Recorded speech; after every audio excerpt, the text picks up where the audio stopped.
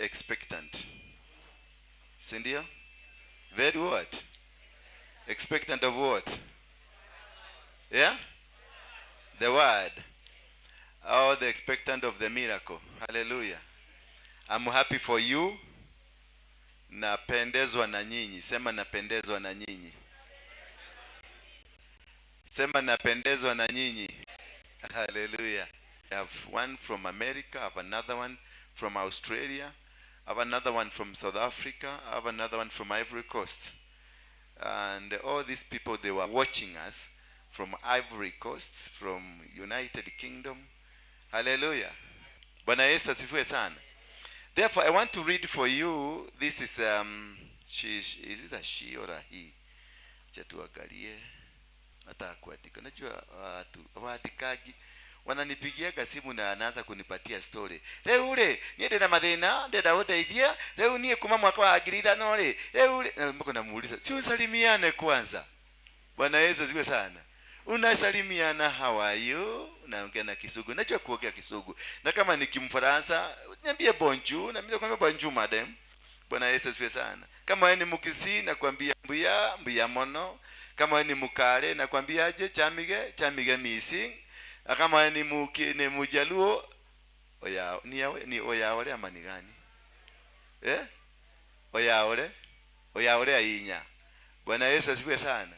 So I know these languages and they are good. They are our diversity. Bwana Yesu asifiwe sana. Therefore it is always good to say hi before you just nijulie hali. I'm facing challenges. In my life I face huge challenges. So piga kasimu tu niulize, hata wachana na milako yako. Nipigie kasimu niambie, modo akaiolioho niolete nedete no demo tu. Ukisikia nimeongea nikienda chini najua ni katubo kameleta shida. Hapo ka M-Pesa na unaniambia hiyo si ya sadaka, kwa sababu hiyo ya sadaka inaangaliagwa na Alice atanyang'anya obviously. Unaniambia hiyo si ya sadaka, ni yako ukule. You have to differentiate sadaka na ya mchungaji. Ya mchungaji unamununulia tu, unamwambia kunywa kachai. Bwana Yesu asifiwe sana. Because I'm your prophet. Learn to appreciate your prophet.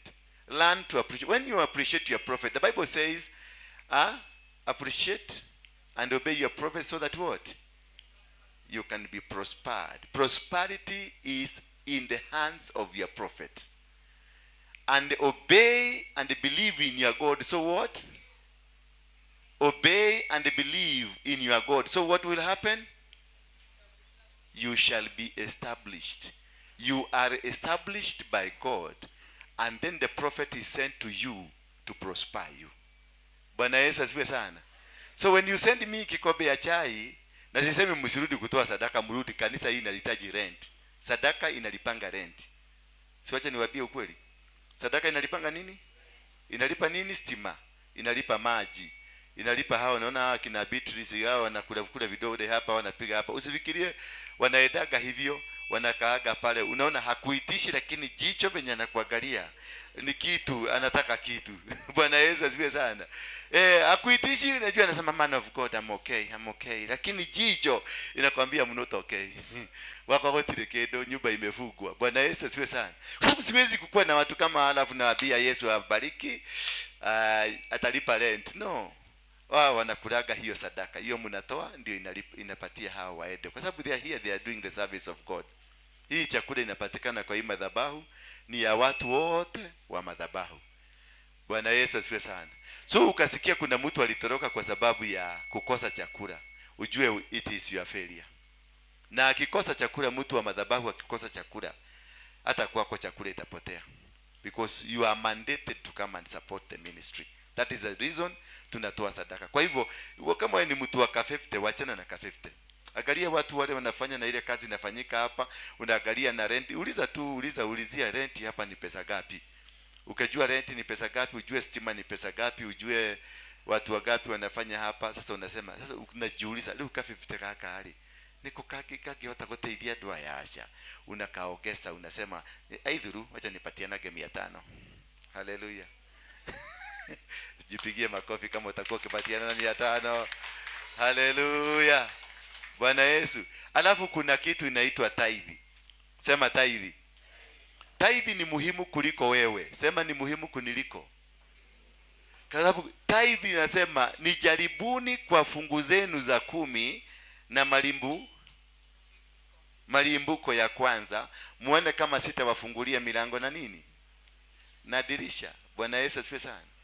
So there is a difference between an offering and what? A tithe. A complete difference. Because a tithe is a condition from heaven. An offering, it is predetermined by you. Offering, you can decide, I'm going to give 10,000. You can give 1,000. I'm going to give 3,000. That is your own violation. But when it comes to a tithe, it is a condition from heaven. It is a condition in the kingdom, the principle of the kingdom. The principle of the kingdom suggests that you must, not even suggests, it commands you. Every money and anything you get principally, that is anything. Ukienda upate 1 million, ujue 10% of 1 million goes to the house of the Lord. Ukipata 100 bob, 10% of that 100 bob, you surrender it to church. Bwana Yesu asifiwe sana. And this tithe is meant to sustain the man of God, the woman of God, mtoto yadigwa na mama yadigwa. Bwana Yesu asifiwe sana.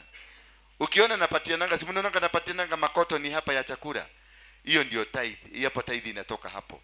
Sasa tithe inaenda kwa watu kama hao ndio wanakula.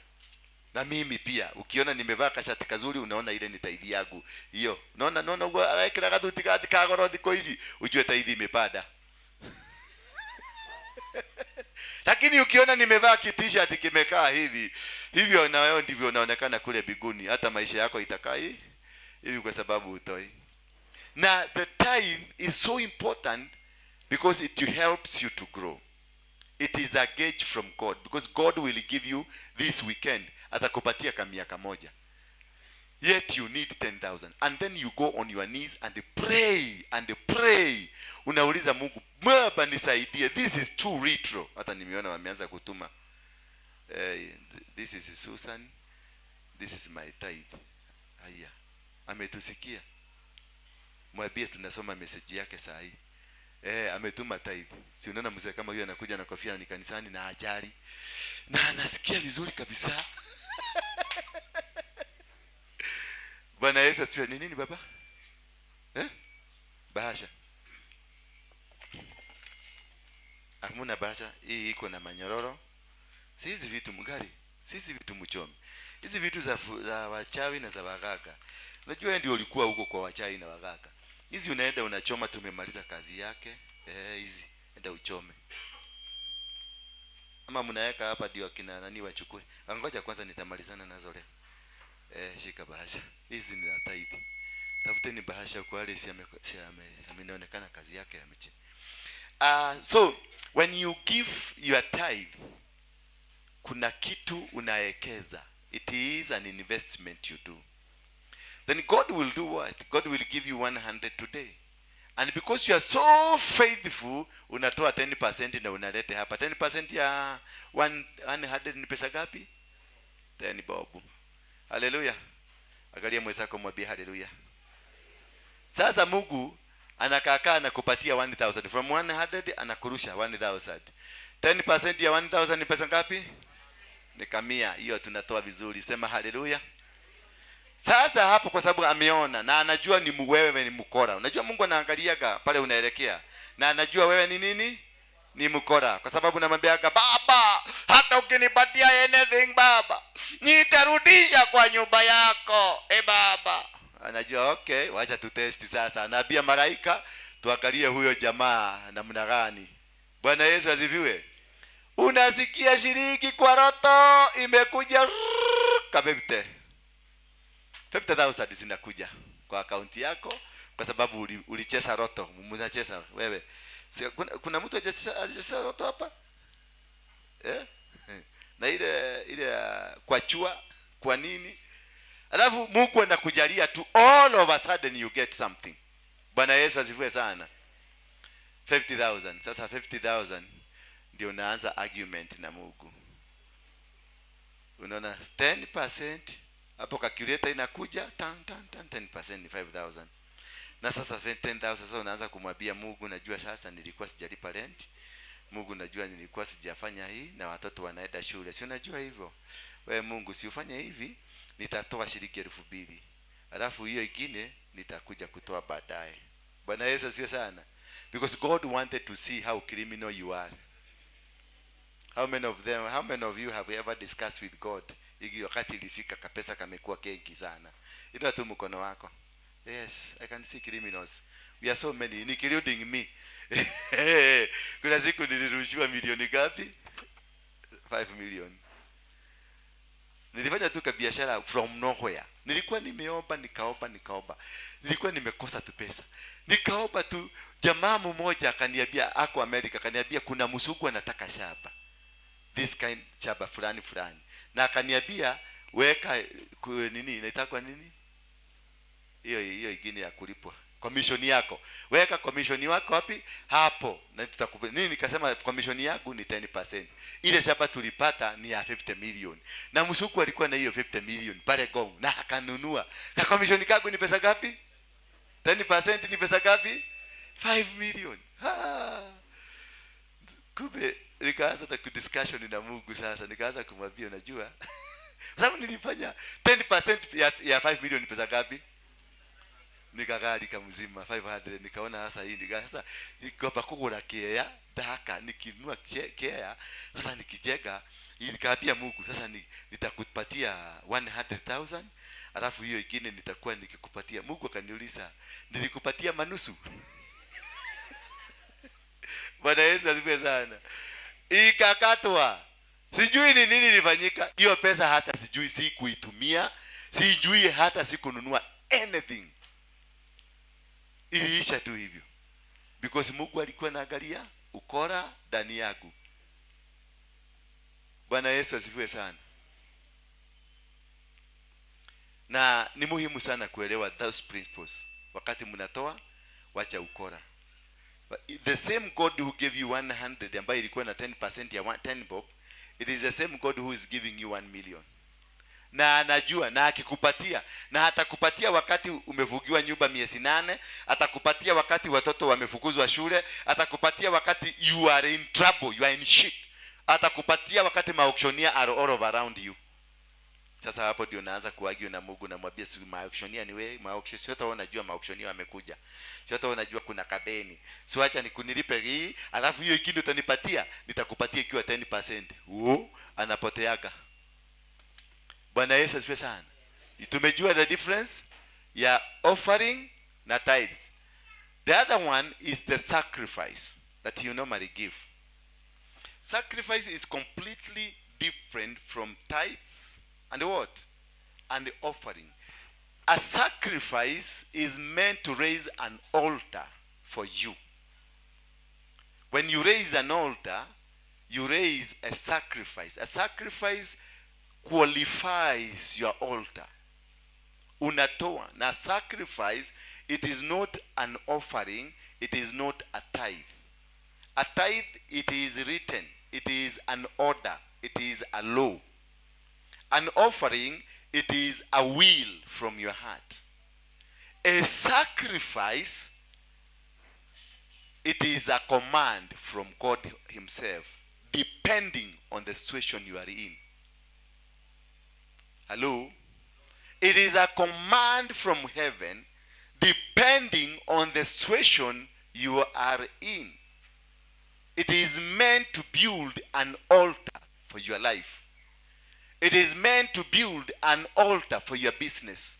It is meant to build an altar like this one. It is meant to build an altar kama hivyo tulifanya kule Murang'a. Bwana Yesu asifiwe sana. It is meant to destroy, a sacrifice is meant to destroy the existing altars and building a new altar. When you destroy the altar of witchcraft in your life, when you destroy the altar of prostitution in your life, immorality in your life, confusion in your life, all those altars that speak in your life, we do a sacrifice to destroy them. Then once you have destroyed those altars, you do another sacrifice to build. Bwana Yesu asifiwe sana. So those must be two sacrifices. Ya kubomoa na ya kufanya nini? Na ya kujenga. Sasa hapo ya kubomoa, it is God who tells you. Alimwambia Gideoni, ningia kwa zizi ya baba yako uchukue ndume wangapi? It is God who tells you what to give. It is not your pastor. Never come seeking from me how morutaga pesa sigana. No. It is God who will command you.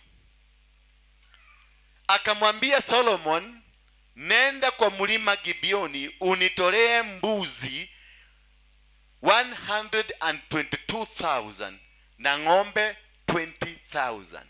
That is what he gave. Hallelujah.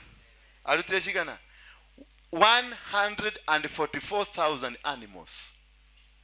Ndio naona alikuwa na akili mingi. It's God who commanded him to go to Gibeon. Lakini yake personal sacrifice as Solomon, he gave 1,000 animals. But when he built the altar for God, he gave 144,000 animals.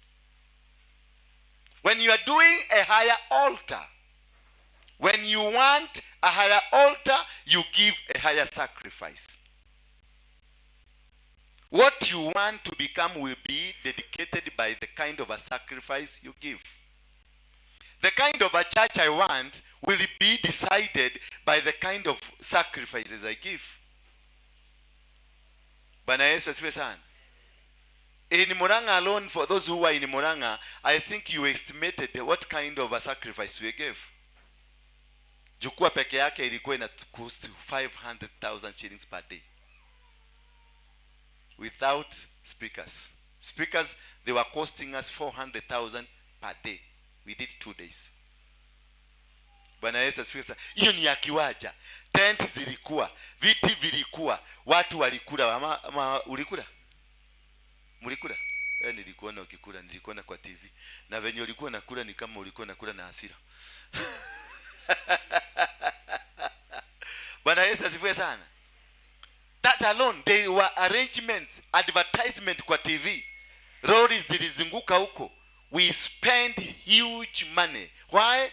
Because that was what God instructed me. This is the amount you are going to spend. I didn't have it. I asked God, where am I going to get it? He told me, that is my work. Sit down and see what I'm going to do. Within 3 days, I had all the money he told me to spend. 3 days. And I didn't get extra coin for my peremende. Sikupata. When I tried to spend anything extra, inakataa, mirago inafugwa. Because God was testing what? He was testing my heart. Bwana Yesu asifiwe sana. Therefore, what I'm saying, when it's come to a sacrifice, it is God. Because there is something God wants to give you. And this is what God wants to give you. He wants to give you based on the capability and the ability to do it. Both on capability, somebody say capability, and ability to do. He wants you to become an international speaker. You must raise a sacrifice equivalent to what God is giving you. Bwana Yesu asifiwe sana. Wale wachungaji umeona wamekuwa wakubwa internationally, it is the amount of sacrifice they have given. The families unaona ni matajiri, ni watu wako na international stature, makampuni zao ni international, it is the amount of the sacrifice they have given. Wale watu unaonanga ni wazuri, ni warebo, lakini they live a poorly related life. Yani wanakulaga, lakini wanakulaga managu, wanagojaga mvua inyeshe ndio wakule tu managu. Wanagojea Mungu anyesheshe mvua ndio apate pego yeye Mungu yeye mwenyewe ndio ifanye nini? Ndio wewe kazi yako ni kukula tu. Hiyo ina depend sasa na wewe. Bwana Yesu, kama you choose that life, God will give it to you. It is all about the kind of a sacrifice that you give that will give direction to what you become. Bwana Yesu asifiwe sana. So if you want to become big the way you want, because umeona watu wengi they are big, you must understand what kind of a sacrifice God asked you to give. Hallelujah. There is this man called Abraham. Abraham was asked by God to give his own son. It was a painful deal because the Bible says, it is in the book of Genesis, yes. The Bible says that he asked Abraham to give him his only son that he loves. Ati nipatie mtoto wako ambaye unampenda, because he knew he had two children. One is Isaac and one is who? Ishmael. But God demanded for that one that he loves a son of a covenant. Bwana Yesu asifiwe sana. Then he tells Abraham how to do it. He told Abraham, go to the mountains in Moriah. Then I will choose for you a mountain that is holy, in Mount Moriah. Not any mountain that you go give your sacrifice. Not anywhere that you go and give a sacrifice just because you have seen a man of God on TV. Just because you've seen a man of God on YouTube. No, you have to be called. Abraham was called by God. Abraham! Bwana Yesu asifiwe sana. Then he was given instruction. God must tell you what to do when it comes to sacrifices. You just don't give sacrifice because you have a problem. You need to ask God, is it the time to give the sacrifice?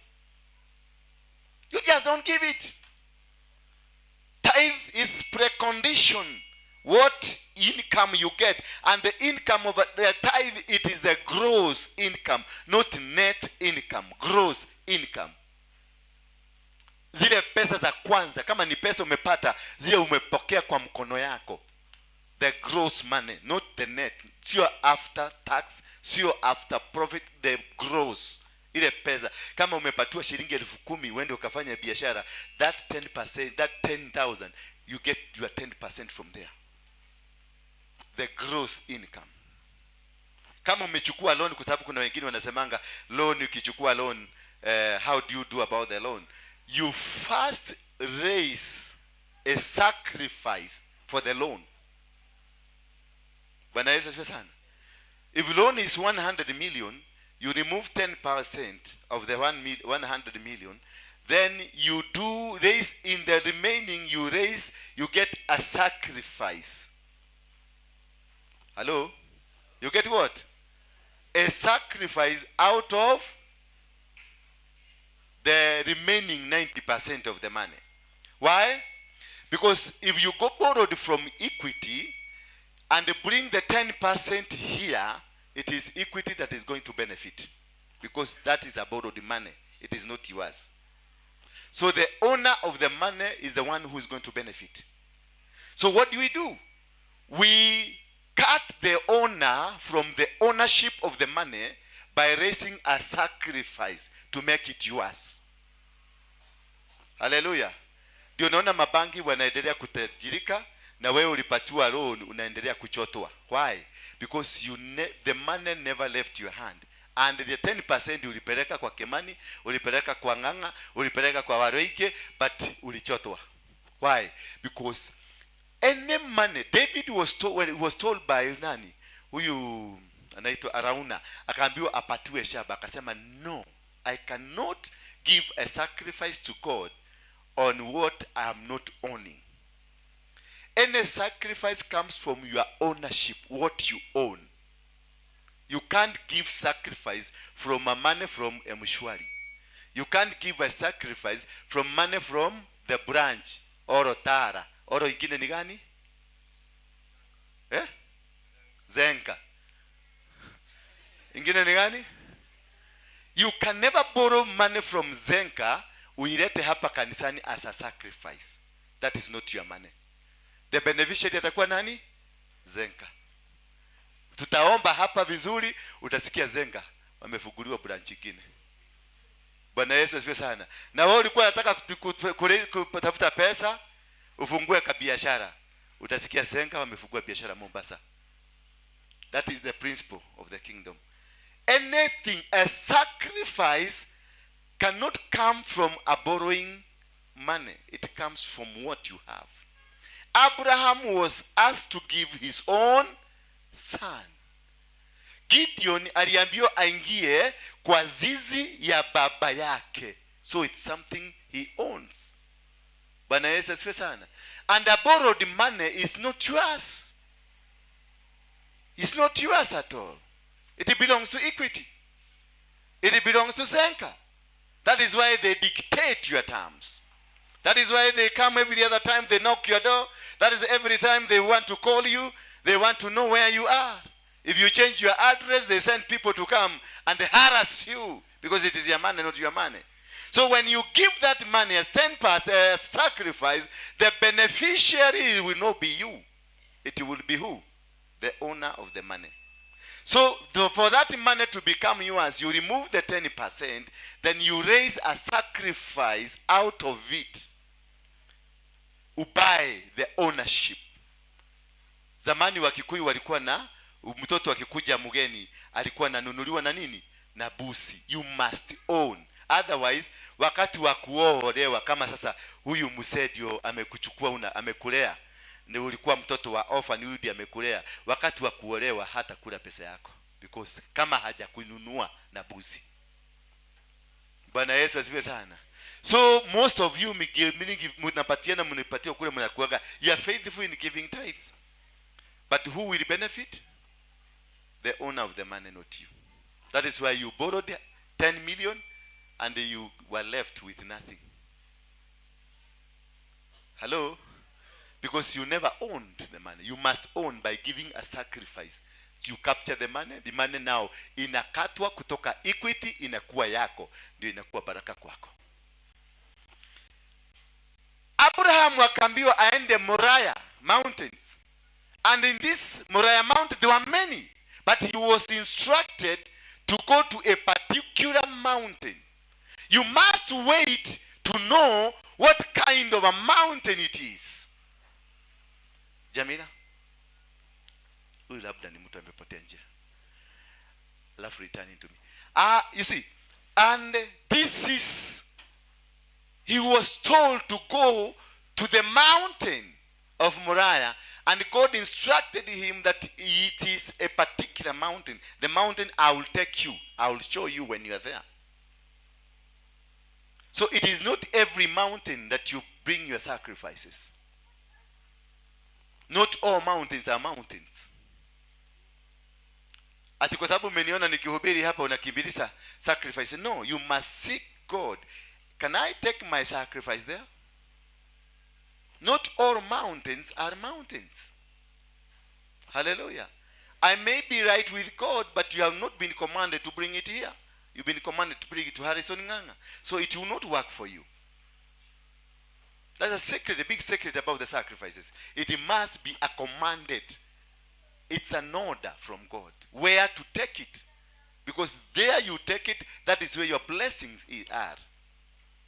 So before you make a decision to come here, before you make a decision to send your money, before you make a decision to do anything, you must consult first. Ask God, have you sanctioned me to go to Waruinge's place? Because yeah, I will take it. I'm a man of God. But I'm not sanctioned to take your sacrifice. Because I'm not carrying the key for your life. Somebody that's supposed to take the sacrifice maybe is in Mombasa. Bwana Yesu asifiwe sana. So this is, you must understand. Abraham aliambiwa chukua mtoto wako umpeleke kwenye mlima Moriah. Na kwenye mlima kuna milima, akaambiwa there is a particular mountain that you will go. Not every mountain. Not every man is right for you. Yes, they are men and women of God, but have you been called for them? Nueteto, otware ko. Nuereto orehe huko. kana net YouTube muronire YouTube murona it is very sensational. Hey muhujia on YouTube. Hey muhujia hujia wegai. Hey muhujia shoi. Hey muhujia shoi. No, stop that anxiety. Get to know Yesu, umesikiliza neno lake, then ask God, can I take my sacrifice here? God will tell you yes, or will tell you no. Don't insist bringing your sacrifices to this sanctuary if God has not commanded you to do so, because it will not help you. You'll be wasting your money. Hallelujah. It is somehow disappointing for you. Sindio? Because you've given sacrifices all over. And that is why many people say, ni dutete magokona, dutete ahujia, ni dutete kuri ahujia fulani keruta igokona, keti kwa ahujia fulani keruta igokona. Why you told? Is he the mountain that God has sanctioned that you may give? Go read your Bible. Abraham was told to take his sacrifice to mountain in Moriah, but in a particular mountain. That is where he took his sacrifice.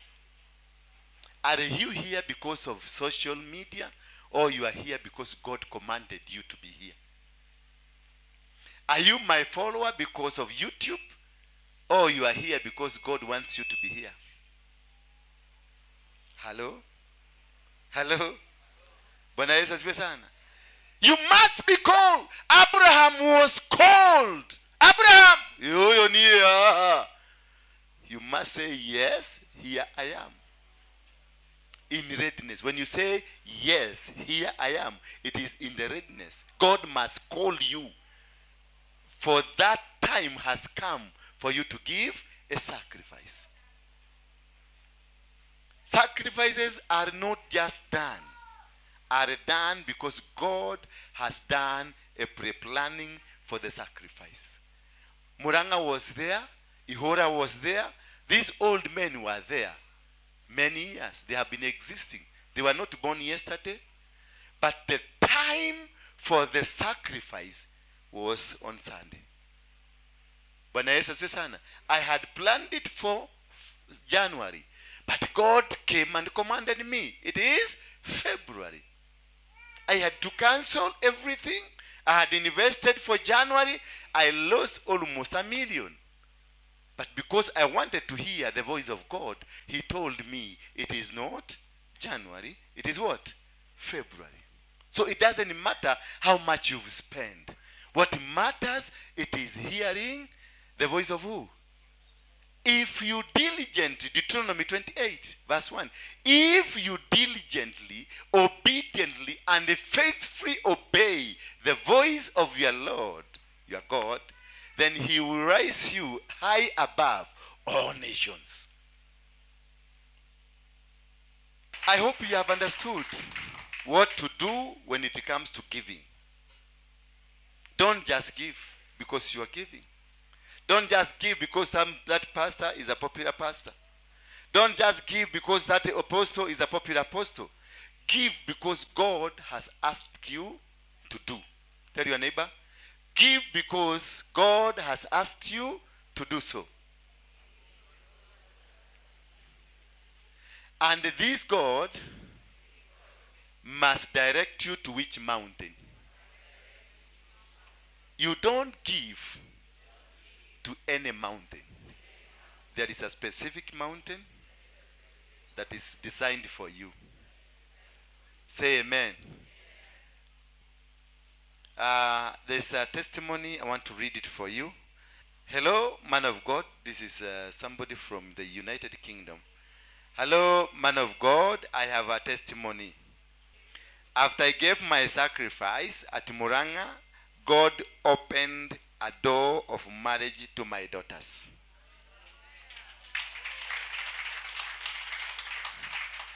Listen here. The older one, the husband told me today, she wants to wed her officially. The old one. Sasa ameanza kukuhesabia. The old Meaning kuna mwingine. Bwana Yesu asifiwe sana. The old one, the husband said, I want to officially marry her. The second one got a friendship with which I am waiting to confirm. The second one, the same day. Huyo mwingine second akapata. Bwana Yesu asifiwe sana. Number 3, miracle number 3. My caretaker there in Kenya got her daughter, whom she was fighting to get back from her husband for some times. She had only gave 200.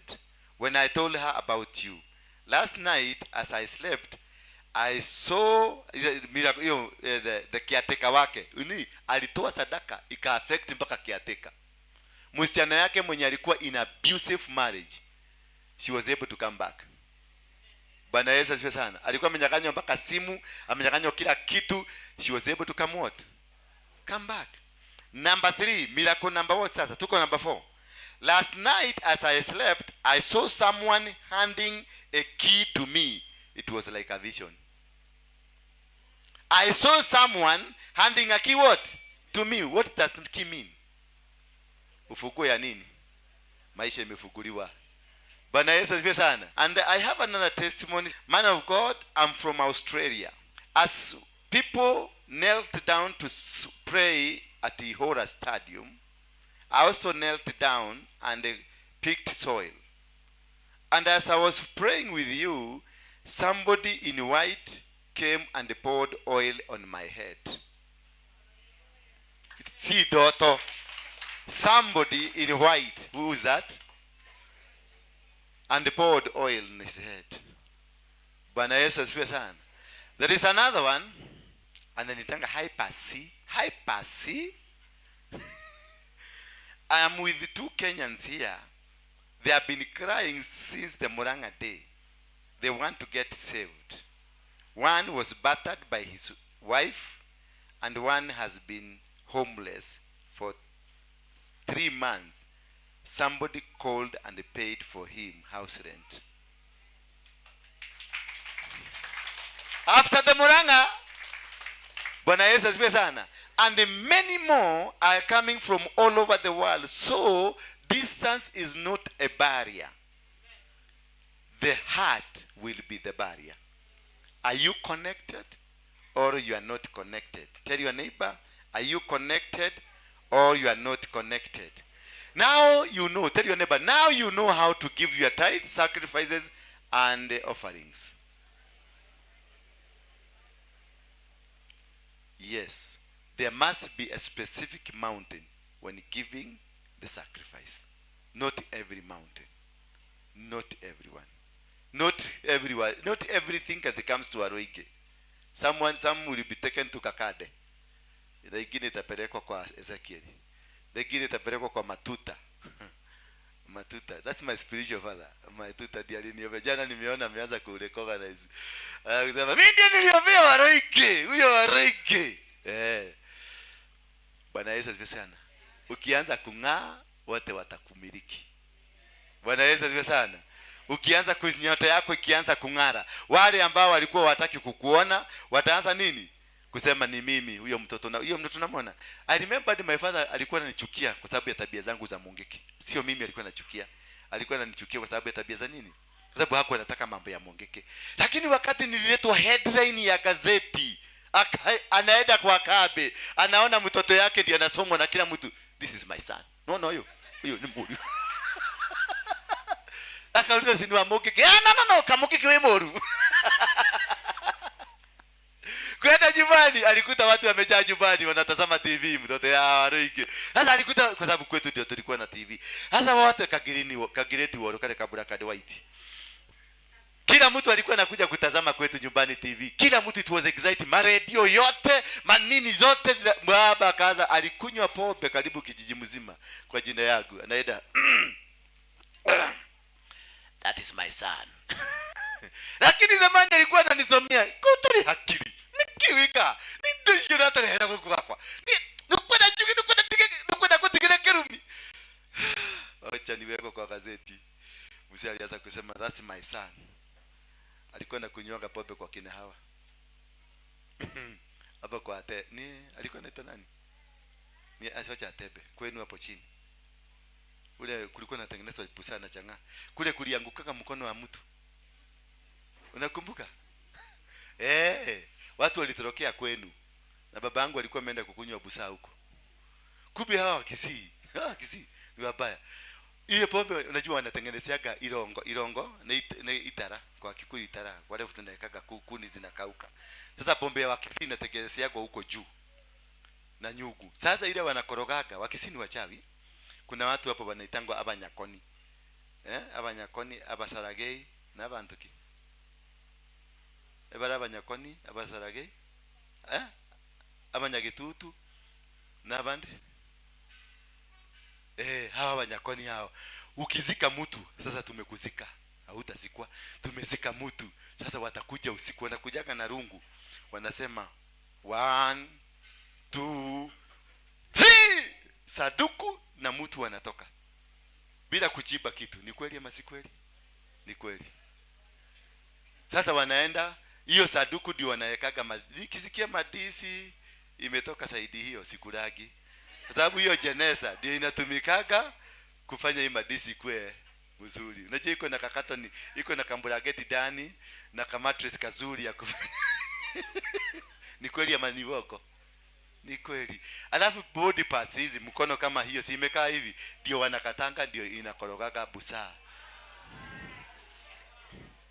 Nimedanganyana? Ni kweli? Ni kweli. Sasa siku moja, kwa sababu baba yangu alikuwa mtu wa kukunywa busaa sana. Na kwa hiyo mtu alikuwa most respected. Huyu alikuwa anatengeneza busaa, alikuwa most respected. Ni cousin yenu, si ndio? Alimata kuchimata ali kuchiroje. Ngiye alikuwa Mumanyi, uko kwa Mumanyi. Mko related? Umemuruka? Hakuna shida. Lakini unamjua, unajua kwa Mumanyi. Kule kulikuwa na miwa mingi. Sasa baba yangu akiwa amekaa chini, sasa inatengenezwa huko, inachoto, inateremshwa. Sasa wakikuwa amekunywa chang'aa, ile mkono ya kukoroga, akikoroga sijui aliwekelea venye anaweza kuwekelea hivi, ikachomoka, ikaaguka kwa mesa, wale walikuwa pa. I wish mwaka hiyo ndio nilikuwa naenda Olympic kukimbia, kwa sababu baba yangu akikuja na gold.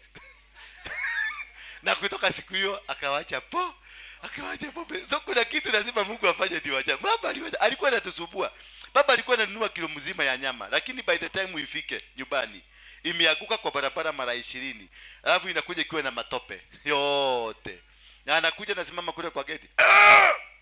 Shale taka nyinyi. Ndio tujue ameingia. Sisi yote kwa bedroom chwa. Tunaenda kwa anapikiwa hiyo nyama. Amenunua ni yetu, lakini anapikiwa, akishiba ndio tutakuta. Ndio alafu unachunwa ukichapwa kwa sababu ya hiyo ulevi. Kumbe ni hiyo mkono ilikuwa inafanya atuchune. Siku hatukuwa tunajua baba yangu anakuanga mzuri until hiyo mkono. Kwa hivyo kuna kashida kanatokeaka kwa mtu. Until hiyo kashida itokee ndio tutajua wewe ni nani. Baba yetu alikuja akakuwa mzee mzuri, a caring father and a loving father. But it is after that. Hiyo mkono was meant to make sure those people wataishi hapo wakikunywa pombe. Baba yangu alikuwa anaacha kazi, anatoka kazi, anaenda huko, akilipo mshahara, atatoka huko mshahara kama imeisha. Amekamatwa. Ugali wanatengenezewa huko kile kitu, mpaka nyama. Sasa ndio nilikuja kujua kumbe baba yangu labda alikulaga nyama.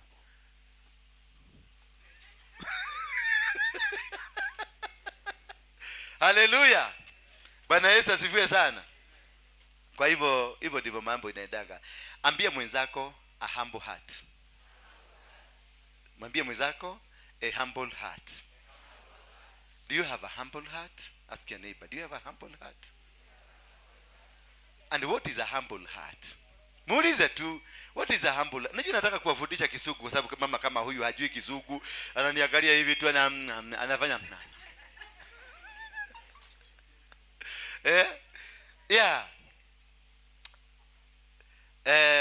Usome kitabu cha Deuteronomy, lakini before let me explain you something. Open Deuteronomy for those who are going to read for me. Deuteronomy 9 verse 18.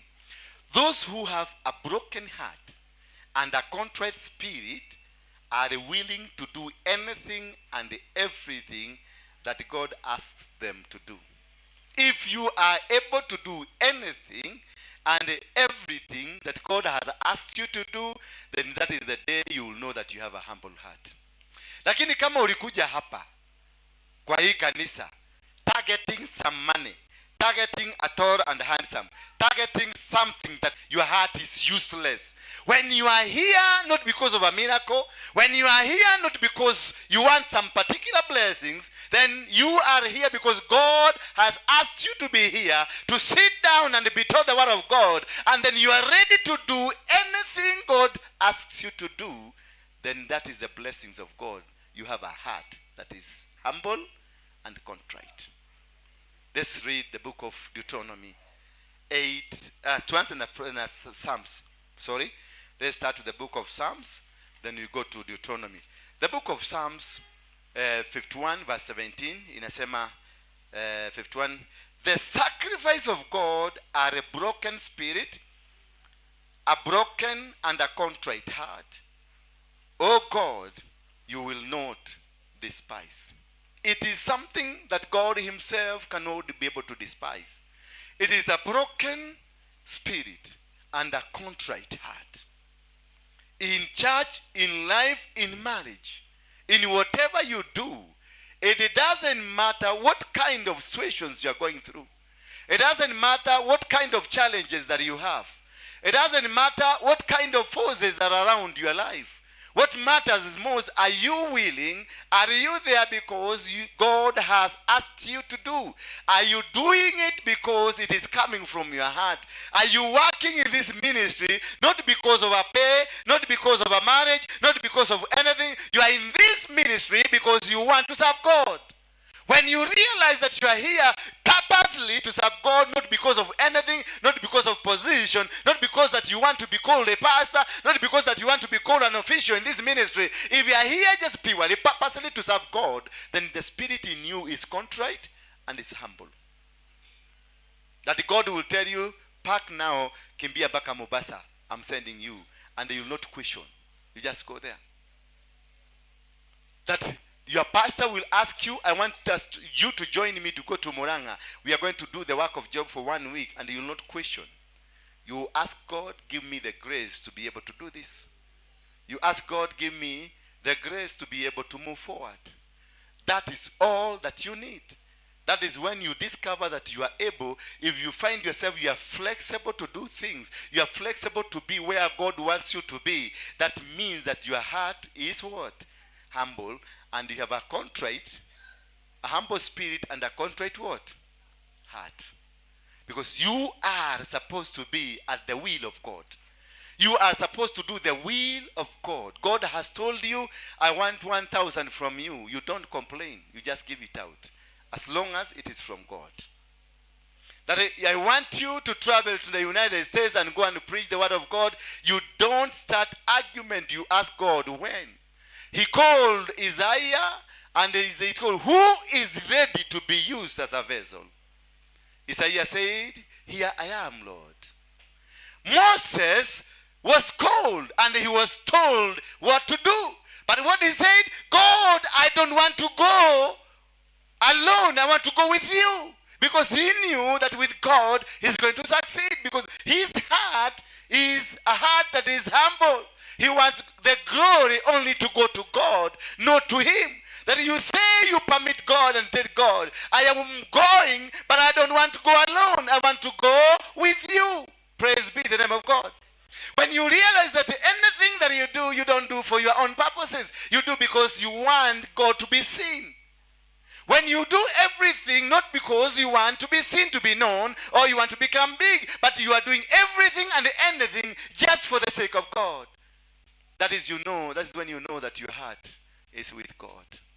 That is when you know the spirit in you is humble.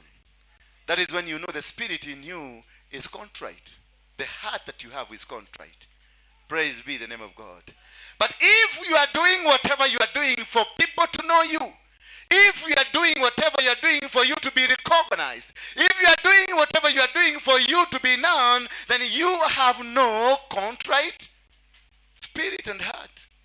You are not humble, because that is the highest order of arrogance. We have mfalme wa man that is doing the crusades. We don't do it because we want to be known. We don't do it because we want to be given positions. We want to do because we are fulfilling a mandate from heaven.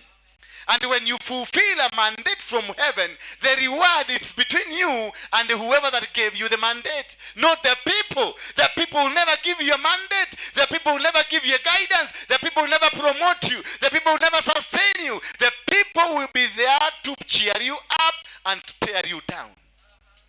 But God will do his calculations, and he will see this man deserves. There is this man is called Haman, or is it Mordecai, who was told to read the Chronicle, the book of Chronicle. It is who wanted to kill the other one. Haman wanted to kill Mordecai. And when it came time, because Mordecai had a heart that was full of God, when there came the time of the blessing, then God asked them, because God looks at your heart, and asked Haman to read the book of Chronicles and then say as it is. What did he say? That it is written, whosoever that will do A, B, C, D, this is what is going to happen to him. And the one that will do A, B, C, D, this is what is going to happen to him. Because there is a record for you in heaven for everything you do every day. And Haman found himself, because he was reading, that whoever that will do and go against the kingdom, this is what was going to happen to him. He was happy, because he knew this is the time to pin down my enemy. This is the time to finish Mordecai. This is the time to destroy this empire. But little did he know, it was the time for him to be destroyed. Tell your neighbor, it was the time for him to be destroyed. So whatever you every day do to men, every day, single day, whatever you do to that neighbor of yours, it is written somewhere. Whatever you do in this church, it is written somewhere. Whatever you do in your business, it is written somewhere. One day, the book of Chronicles will be opened and you will be asked to read it and say as it is. Literally, did you know? Whatever you are doing, it is what is written. And you will be told to read as it is written and give a judgment as it is written. And it is written that whoever that has been backbiting people in church, whoever that has been running away, whoever that came to the ministry because alifikiria kuna pesa, alifikiria atalipwa, alifikiria atapata mwanaume, hivyo ndivyo utasoma. Utakuta hivyo ndivyo utasoma. Kisha unaambiwa hukumu imeandikwa, mtu aliyekuja kwa sababu ya hizi vitu zote anyogwe. Sasa anasoma verdict yote na anasema anyogwe. Alafu naambiwa fungua page 2. Soma majina ya wale watu walikuwa nafanya hivyo. Unajipata wewe ni Zedekia Onyango. Ololololo. Sasa unaanza kushindwa. Gedhei imekuja. Why? Because you laid that foundation for you. Bwana Yesu asifiwe sana. You laid the foundation that will crush you. Because you did not have a heart that is willing to be in contrite with God. We are supposed to live a holy life, a clean life, a life that this brother, you see him, is a brother like you. He was created like you. He has everything like you. This is the image of God. When you are hurting your brother, you are hurting your God. Hallelujah. When you are hurting your sister, you are hurting God. Because the Bible, in the book of Genesis, the Bible says, let us make a man and a woman who bears our own image. So whatever that is you are is the image of God. God was with the angels. So man and the woman is the image of who? God. Therefore, when you are hurting, when you are contemplating to destroy somebody, when you are contemplating to do against somebody, it is God that you are doing against, not that person. Because look at your neighbor. Look at your neighbor. Can you look at your neighbor? Look at the neighbor. Look at the eyes. Look at the eyes. That's the image of God you are looking at. So you are looking at who? You are looking at God himself. And you have been conspiring to finish somebody. You have been planning to bring down somebody. You have been planning to backstab somebody. You have been planning to go against somebody. That somebody you are going against is God, is not that person you are seeing. Whatever you have been trying to bring down is not God. You are that man. That woman that you've been planning to kill is not that woman. You've been killing, or you've been planning to destroy God, who is also in your image. Bwana Yesu asifiwe sana. So it's very important, whatever you do, expect it to come back. If you have ever prayed for someone to die, expect it to come back to you. If you have ever planned to steal from somebody, expect it to come back to you. If you have ever stolen from somebody, expect it back to you as you did. Just as Haman read the Chronicles and he found that it is him that was killed. Hallelujah. So whatever you are doing, you must be able to know it bears a judgment. It will come back to you. Bwana Yesu asifiwe sana. Let's go to the book of Deuteronomy 9. Let's do from 16. And I looked, and behold, you had sinned against the Lord your God. You had made yourselves a golden calf. You had turned aside quickly from the way that the Lord had commanded you. So I took hold of the 2 tablets and threw them out of 2 hands and broke them before your eyes. Then I lay prostrate before the Lord as before 40 days and 40 nights. I neither ate bread nor drank water because of all the sin that you had committed, in doing what was evil in the sight of the Lord, to provoke him to anger. For I was afraid of the anger and the hot displeasure that the Lord bore against you, so that he was ready to destroy you. But the Lord listened to me that time also. A humble heart was with Moses. Moses came and found these people were doing wrong. Moses came and found that these people were not doing anything right according to God. They had constructed calves. They were worshipping idols. They were worshipping other gods. And Moses was so unhappy with the whole thing. Moses was so disappointed by the people that he leads, that he thinks, now these my people, I bring them to God, and they will be with God, they will be walking with God. But he coming back, when he had gone to meet God, he found these people, Kinakora and Adadani, they have already built calves. They have already built other things. They are worshipping idols. They are worshipping snakes. They are worshipping lizards. They are worshipping buildings. They are worshipping personalities. They have left God a few days, but they have turned against God. Moses was so disappointed. He had the tablets in the hands and he threw them down. He broke them because of the bitterness. Tell your neighbor, humble hearts. This man was so dejected, not because of his business. This man was so dejected, not because of whatever he had, that it was personal. He was so dejected because seeing the people he loves are still running away from God. He was from my God. He was from God in the mountain Sinai. But only to come and find the people he had gone to represent are away from God. And already the judgment had been released. Praise be the name of God. And the judgment was already there. The judgment was already there. Everything was not working. Everything was not doing well. Praise be the name of God. But when he found there is a judgment already. When he found this what? A judgment already. That God is preparing to finish these people. He laid down prostrate. He laid down and persuaded God and cried to God. He forgot his personality.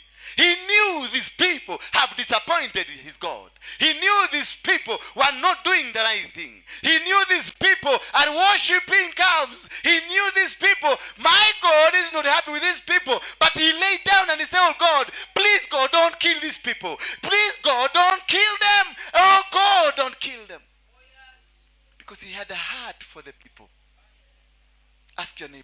heart for people.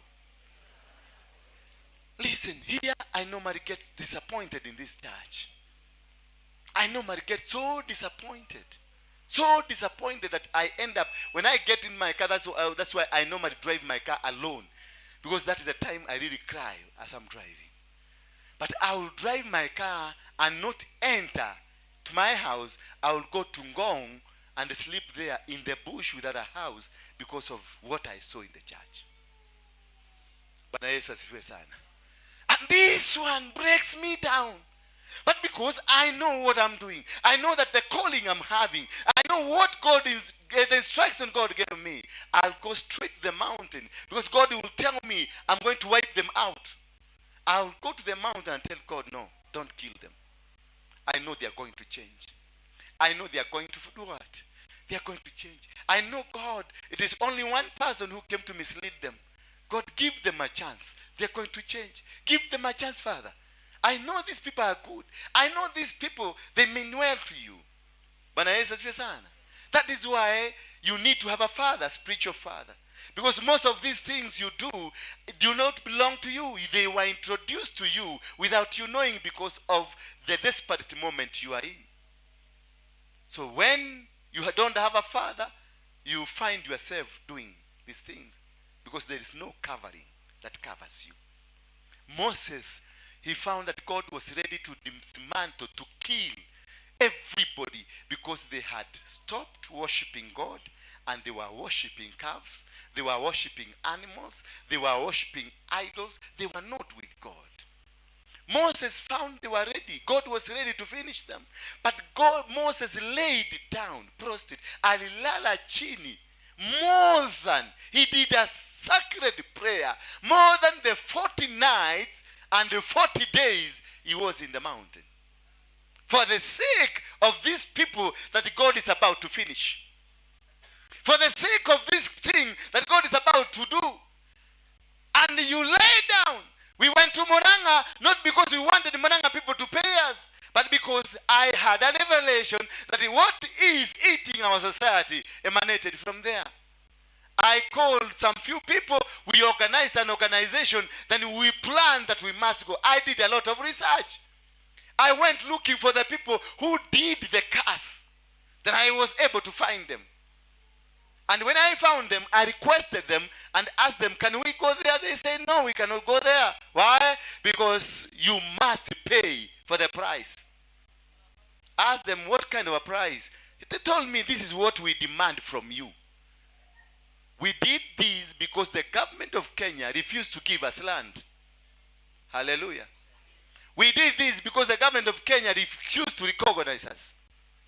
We did this because the government of Kenya, we fought for the freedom of this country. Only the people that got the freedom, it is not us. It is the people who are against us. It was a painful deal. I asked this man, what can I do for you? He tells me, I was looking for land. If you want me to speak to you, I need land. I went straight to my account and called upon my friends and told them we need to raise money to buy this land. Fortunately, God had already spoken to some people. Before we went to the stadium, Ihora, I had already managed to pay 500,000 for a piece of land. Not because this man is my father. Not because this man he has never come to church. It was my second day to know him. But God told me this is a man that has destroyed this country. God told me this is a man that can only undo this curse. Fortunately, God had sent somebody to put in my account some few money. Then I called my friends and we were able to raise. I'm remaining with a balance of 50,000 shillings because the land is 800,000. 50,000. By next week, I'll be clearing. But already, before we went to the stadium, I asked the owner of the land, can we write the name of this man into this title? It is in the name of this man. So, before he will speak, I made sure the title is in his name. I'm waiting for that 50. Then from there, we raise money, we do him a house. We build a house for him. Because he is being housed by his own sister. The sister who used to be against him. Mwale wanyi na wale gati. No muhete haguikara. Asking him, so I'm the one to house you. Yes, you went to the bush, but you have nothing. That is the reproach. That's the reproach that you found yourself. So I organized with my friends, and I know some of you, you've sent your 100 shilling, your 200 shilling, continue sending. I have a balance of 50. And again, there is another man who came up, the Mokolino with the dreadlocks. Huh? He's also one of them. I just went there to Kemende yesterday, and I established a piece of land. It will be costing us 700,000. That's a price we must pay. Sema, that's a price we must pay. For you to succeed, you pay prices. For you to become, you pay prices. It is a sacrifice for the nation. That man, by the month of April, he will be in his own house. Can somebody say amen? Amen? By the month of April, he will be in his own house. We will build and fence it nicely with a stone wall. Then put a gila for him, a private place for him, where every Kenya will be going to seek advices or to seek anything. And they will be paying him. Yes. Tamutengenezea dhikira. Ukitaka kerera unaenda huko. Unamulipa. Sio kwenda bure bure. Sio kama hivi mnakujaga hapa. Huko nitasema tamjagia kanyumba tutamfanya akue kama museum. Huyo mzee ako na makili nyingi sana. You need to go and sit around with him. But you unaenda na busi, unaenda na tupesa, unaenda na kitu. Bwana Yesu asifiwe sana. Alafu anakupatia mawaidha, unamwambia thank you, I bless you. Na yeye anakuambia I bless you. Bwana Yesu asifiwe sana. That is how we build a nation. That is how we build the favor of God. That is how we build the grace of God. That is how we build the conditions that God wants us to be. Bwana Yesu asifiwe sana. Moses cried to God and told God, do not finish them, do not destroy them. These people, I know they have committed wrong to you. I know they have done wrong to you. I know they have done sin to you. But God, I pledge you, stop, don't kill them.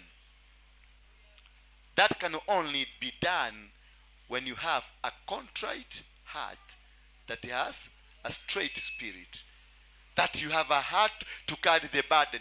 That in this church I have so many people. But before I will go out there, everybody is doing his own thing. Then I will come back and kneel here or go to the mountain and tell God, don't kill them. That is when you know the heart you have. It is contrite. It is a spirit of God. Praise be the name of God. So you must be able to understand, before you make any move of your life, you must be able to understand, to know that God is looking at your heart. He's not looking at your body. For you to be blessed, God is looking at your heart. What kind of a heart do you have? What kind? Ni una moyo gani? Una dhuluma gani? How much do you hate people? How much do you love people? How much do you look down at people, against people? How much do you fight against people? Uko kanisani, but there is people you cannot talk to. Do you know in this church there are people who cannot share a hand? Yet they came for Jesus Christ. Do you know in the churches there are people, there are a person, you go to a particular church, there is a person you cannot even touch. Do you know that? And yet Jesus is your personal savior. All of us, we are looking at Jesus, but we cannot talk to one another. There is a family that you have a sister, you have a brother, you have a cousin, but you don't even look at each other. You have your father, or Christmas mkiitwa munaitwa na baba yenu munaenda Christmas nyinyi yote. Lakini ukiangalia ndugu yako unakutaka huyo amekaa hivi na huyo amekaa hivi. Lakini yote mnalia daddy nakupenda daddy. But you don't love your brother. You don't love your sister. You hate your father. If you have a sister you don't love, don't go cheat your father that you love him. You don't. If you have a brother you cannot talk to, then you don't love your father. You hate your father, because what you hate is a product of what you pretend to love.'Hallelujah. If you have anybody on earth that you hate your father. If that man you hate him completely. And then you come to church, oh Lord, oh Basavara, oh Nana Mosiah. That is stupidity of the highest order. Stop that nonsense. You can't pretend that you hate this man, yet you are coming to hear church to hate an image of God, the God you want to help you. Does it make sense? Doesn't make sense. This is the image, and let us make man and woman in our what? In our image. And I hate you, my brother. I don't want to look at you. Whom am I hating? You're hating God. You don't deserve to be called to come to church. You don't. If you have a brother at home, if you have a sister at home, if you have a friend or somebody anywhere, a workmate that you don't speak to, then go back to them. That is what they say. Do not give your sacrifices at the altar. If you remember there is somebody you don't talk to, just drop it there, go back, reconcile, then come back. Because whatever you do is nonsense. Hello? Na hii kanisa ni kali? Haitakangi ujinga? Yes, don't come pretend. Hata sadaka yako ubebe uende nayo leo. Kama unajua, there is a sister at home you don't talk to. There is a brother at home you don't talk to. There is a brother somewhere, workmate you don't talk to, don't give your sacrifice here. Mfungue kwanza, ndio ubarikiwe. Hallelujah. Mfungue kwanza ndio fanya nini? Otherwise there is nothing. There is nowhere you can go. You can't say that these people, the job tulikuwa nayo Muranga, kama mfano tuchukue mfano wa Muranga, what happened and now you don't appreciate because you are not recognized. That's the work of deceit. That's the work of what? That's the work of what? And you saw the millions of people all over the world are happy. People are being opened. Just because you are not recognized, then you are stupid in the head. You will never succeed wherever you go. That your family members, they have done something so good. Every family member has come for Christmas because your elder brother has decided to slaughter a goat for all the family members. Wamekuja, but you cannot speak to them because you hate your sister A. You don't want your sister B because they backbite you.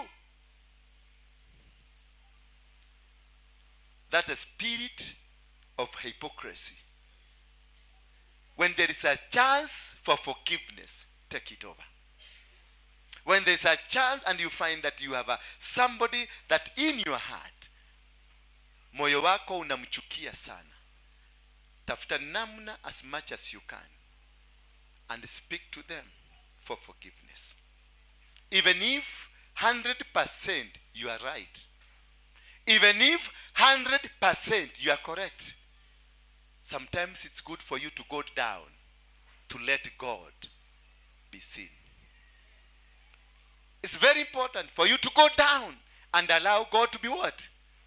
For the sake of the kingdom of heaven, for the sake of the love that God has given us. My brothers and my sisters, we need to understand the meaning, the concept of having a contrite what? And a broken what? A broken spirit and a contrite heart. A contrite heart means being correct with God. A contrite heart means being positive with God. A contrite heart means being sincere to God. And a broken spirit being there for the people of God. Hallelujah. That what I have, I will share with you. There is nothing that God can give me today and I withhold it for my children. No. What God gives me today, even if He gives me 1 billion and He tells this billion is for the people, nothing I will spare for my children. I will give it as instructed. I will give it as told. I will give it as I have been The person I will walk with, it is not this man because he's clean. I will walk with him because God has permitted me to do with him. No matter whether he's clean, whether he is sinking, whether he is dirty, whatever man he is, whether ni malaya, whether ni mwizi, whether ni washetani, I will walk with him because it is an instruction I'm fulfilling.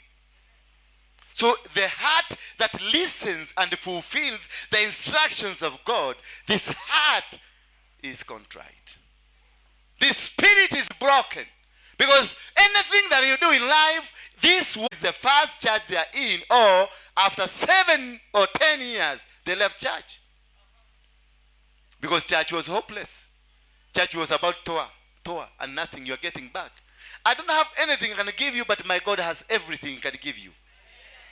And I'm going to make sure that your life will change. If I drive a Mercedes, you need to be on a motorbike. If I drive a higher car, you need to get into a small Toyota, a Demio, Mazda. If I have a bungalow, you need to have your own KSQ, like in your own, a 2-bedroom, a 1-bedroom, that is your own.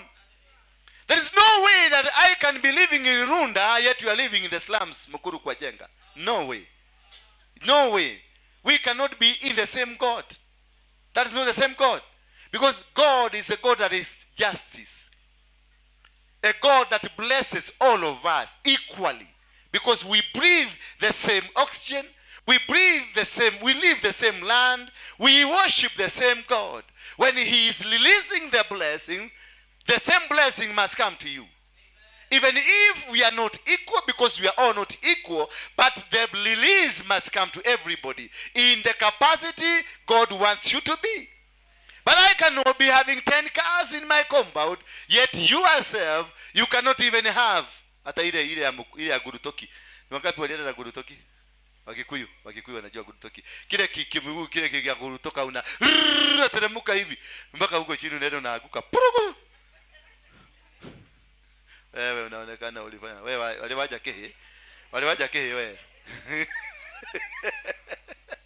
Hiki kiye taroka kama na iguru. Hiki kiye na weka betugweyo. Hebu simama nikuangalie vizuri. Huyu alikuwa anapanda mpaka kwa miti. Ono watu wagera ihe ile gemekorofia. Bwana Yesu asifiwe sana. If there is no proportionality of the blessing, then there is no God there. There is no way that my God loves me too much than you. I am your leader to lead you to success. So as I'm being led by God to success, success must be accompanying you. Wherever I go, wherever they went, the children of Israel, there was a cloud that guided them. They never departed. It never only followed Moses. It followed all of them. They went through the cloud. The same cloud. Hallelujah. Bwana Yesu asifiwe sana. So therefore, anything that you do, do not do the grieve because of man.